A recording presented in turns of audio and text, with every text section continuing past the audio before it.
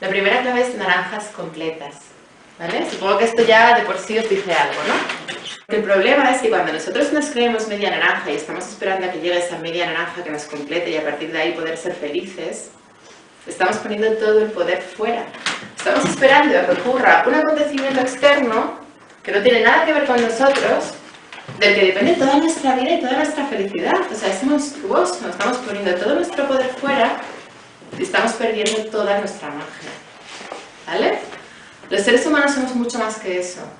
Cualquier ser humano es potencialidad pura. Cualquier ser humano es grandioso. Cualquiera de nosotros. Cualquiera.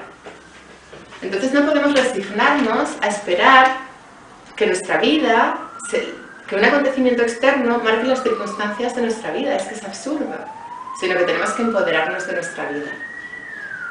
Y el empoderarse de la vida de uno pasa por el tomar conciencia de que voy a ser una naranja completa.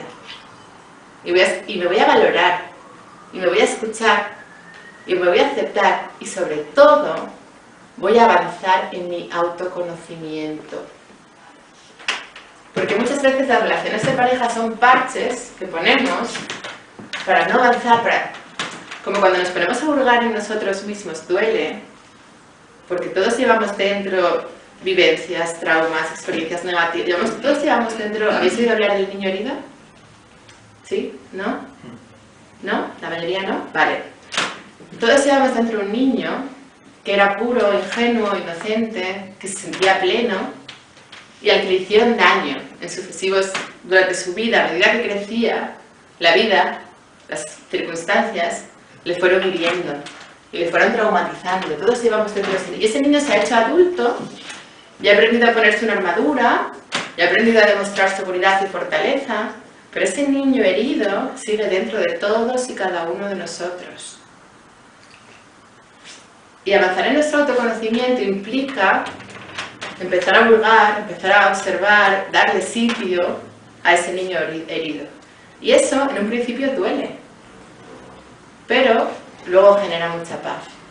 Cuando te conectas con eso, cuando te conectas con ese niño, cuando te conectas contigo al 100% y te aceptas y te conoces con tu luz y con tu sombra, eso genera mucha paz.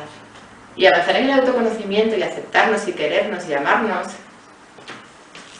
nos convierte en esa naranja, ¿no? Eso también es un concepto muy relacionado con la autoestima. O sea, nosotros cuando le cedemos el poder a la otra media naranja, eso implica una falta de autoestima. Y todos la tenemos, ¿eh? O sea, no pasa nada, ¿no? O sea, es normal, es absolutamente normal. Simplemente es una toma de conciencia de lo importante que es que avancemos en el proceso de construir nuestra autoestima. Que avancemos en el proceso de empoderarnos y de tomar conciencia que nuestra felicidad depende única y exclusivamente de nosotros. No de que venga alguien de fuera a ayudarnos a aprender a ser felices, ¿vale? Y desde ahí, cuando tú ya has aprendido... A ver, nunca es al 100%, porque nadie se siente pleno al 100%, pero cuando tú avanzas en ese camino del autoconocimiento, en ese camino de construcción de tu autoestima, en ese camino de darle sitio al niño herido, en ese camino de ser tú y quitarte las máscaras, a medida que tú avanzas hacia esa naranja completa, puedes relacionarte con otra naranja completa. Y voy a utilizar una expresión que me encanta, que me enseñó Cristina, y podéis rodar juntos. O sea, ya la vida no es yo te necesito a ti porque sin ti no estoy completa y sin ti no soy nada. No, sino que yo soy un ser completo, soy un ser pleno, que me autorresponsabilizo de mi felicidad y desde ahí me relaciono contigo, que eres otra naranja completa y podemos rodar juntos. ¿Vale? Y eso es muy bonito. Porque todos hemos conocido parejas, y yo lo he experimentado en primera persona, que 1 más 1 se convierte en 0,5. ¿Vale? Que 1 más 1, en vez de ser una naranja completa, son menos, son un gajo. Porque se están limitando, porque se están coartando, porque son dos seres que todavía no han aprendido a autoconocerse, todavía no han aprendido a amarse, todavía no han aprendido, no han hecho su propio proceso y se están relacionando desde ahí. Y desde ahí la relación es una relación basada en la carencia, en el dolor, en la dificultad y en las proyecciones. O sea, este concepto es muy importante, porque cuando te relacionas desde ahí, estás responsabilizando al otro de tu felicidad. ¿vale? Porque es que no me haces feliz. Y en el momento en el que responsabilizas al otro de tu felicidad, te estás proyectando la falta de aceptación que sientes por ti mismo, y el otro está, además, eso es, o sea, es equivalente en el uno y en el otro, y eso no genera ni crecimiento ni oportunidad para ninguno de los miembros de la pareja. Cuando una pareja de verdad funciona, 1 más 1 se multiplica, es 7. Porque los dos miembros, desde su singularidad, desde su unidad, se potencian, se hacen crecer. La energía se multiplica. Y es muy bonito. ¿Vale? Entonces, o sea, para mí el mensaje fundamental es que cuando estamos esperando a que ocurra un acontecimiento externo, conocer a alguien o que mi pareja cambie, porque antes era muy amoroso y ahora ya no lo es, estamos cediendo nuestro poder. Nosotros somos mucho más que eso. Y podemos ser felices si nos autorresponsabilizamos de nosotros mismos. ¿Qué esperáis de una relación de pareja? ¿Alguien me lo quiere decir? Mayor conciencia. Buscar mayor conciencia con los dos. Correcto, perfecto. Es una de las, o sea, la finalidad principal de la relación de pareja, lo iba a decir luego, es que te permita tu autoconocimiento, que te permita la ampliación de tu consciencia, efectivamente. Luego lo desarrollamos ese punto, porque hay alguien que no lo entiende, ¿no? Pero a ver, ¿alguien más? ¿Qué esperáis de una relación de pareja? Compartir tiempo. Compartir tiempo.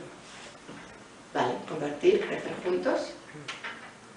Que se lleguen a los mismos objetivos, a las mismas metas, a los mismos sueños. Un propósito común, ¿correcto? El autoconocimiento a través del otro. Lo que es eso mismo que decías antes. ¿Algo más? Libertad. Está bien. Libertad. O sea, tú quieres, desde tu libertad, relacionarte con alguien en su libertad. Fantástico. Ay, ¿nadie más quiere...?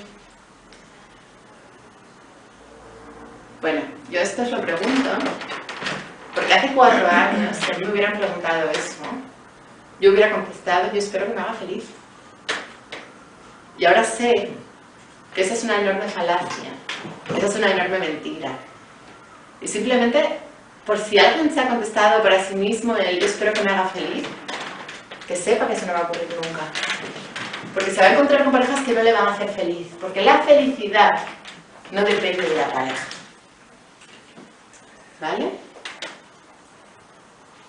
El verdadero amor empieza por uno mismo, ¿vale? A la primera persona a la que tienes que amar, a la primera persona a la que tienes que escuchar, a la primera persona a la que tienes que aceptar, a la primera persona a la que tienes que respetar, es a ti mismo. Porque la calidad del amor que tú tienes disponible para los demás es directamente proporcional al amor que tú sientes por ti mismo. Los chicos que salían conmigo antes, no es que ellos no me quisiesen querer, es que no tenían calidad de amor disponible, porque eran mis espejos, eran chicos que no se querían a sí mismos. Cuando nos encontramos con alguien delante, no existe la opción de es que no era la pareja idónea, eso no existe. Era la pareja idónea en ese momento para nuestro crecimiento. Pues mira, la segunda clave, que es por la que iba ahora, es la ley del espejo, ¿vale? Que luego la desarrollo más en profundidad. Pero te digo para contestarte a eso, que tú cuando te enamoras de alguien, tú estás viendo tu luz reflejada en el otro, ¿vale? En la primera fase, solamente ves tu luz. En la primera fase es todo maravilloso, divino, pero te estás enamorando de ti mismo. Porque estás viendo tu potencialidad en el otro, cuidado. O sea, yo cuando me enamoro de alguien, me estoy viendo a mí fuera. Y digo, qué guay. Y si de repente, por lo que sea, además puede ocurrir que a ti te esté ocurriendo más en mayor medida que al otro ese proceso, el otro se va y de repente...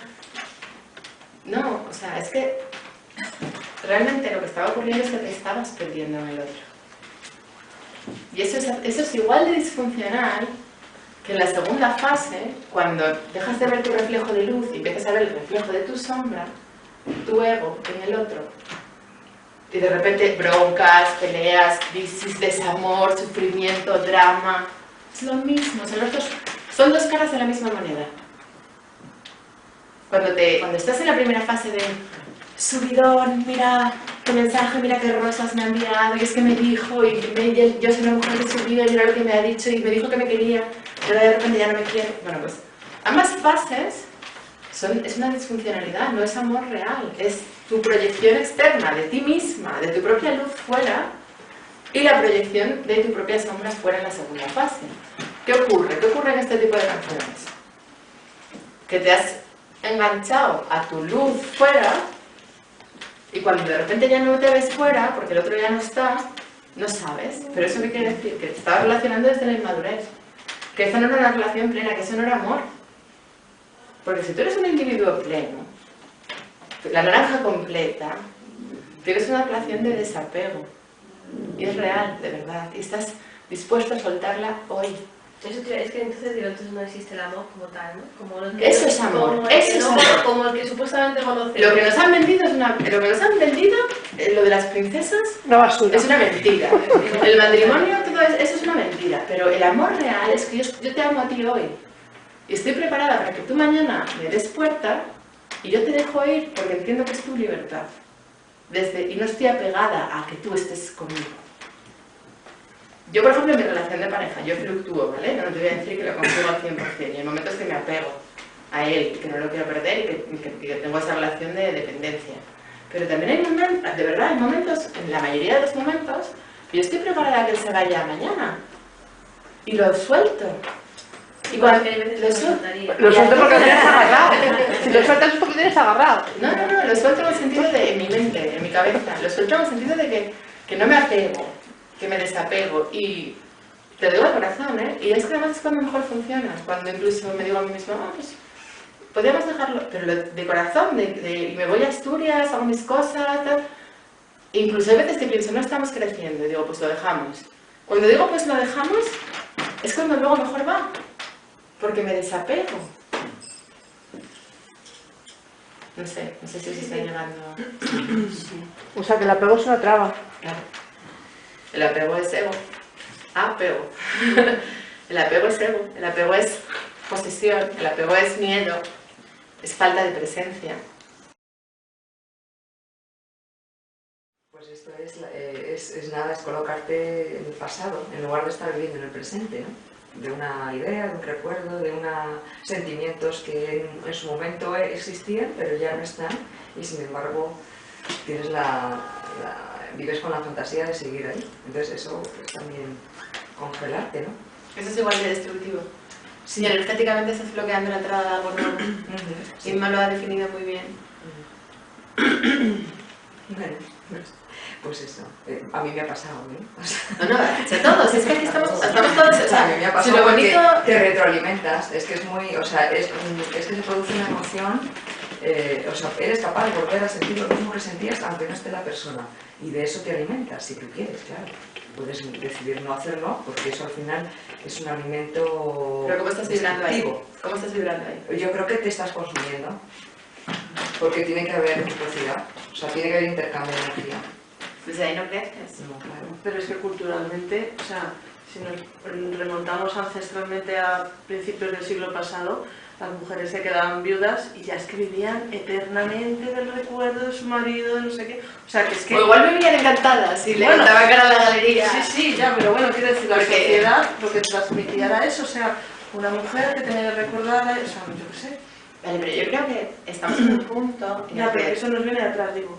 O sea, que nos lo han mandado así A fuego, socialmente. tatuado. La cultura Sí, sí. la tenemos.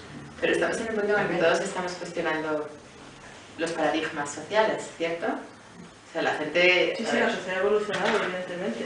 ya nadie se cree el gobierno, ya nadie se cree la democracia, ya nadie se cree las empresas, ya nadie se cree nada. ¿Y qué ocurre? Que nos estamos dando cuenta que el mundo, tal y como lo conocíamos, la sociedad, tal y como los pilares de lo que creíamos que era la vida en sociedad, pues ya a día de hoy ese tipo de normas, ese tipo de pautas sociales, ese tipo de convencionalismos, ya no nos sirven. Ya, pero que está ahí, o sea, que viene Sí, ahí pero también hace 200 años Presidente. había esclavitud. Ya. Entonces, tenemos pero que... el cambio es, como dices, los despacitos, una evolución ahí. Cuidado con eso, que eso es una creencia limitante. Si tú crees que el cambio para ti va a ser despacito... No, para mí no, o sea, quiero decir socialmente, o sea, sí, evolutivamente, no es así. A ver, esta pregunta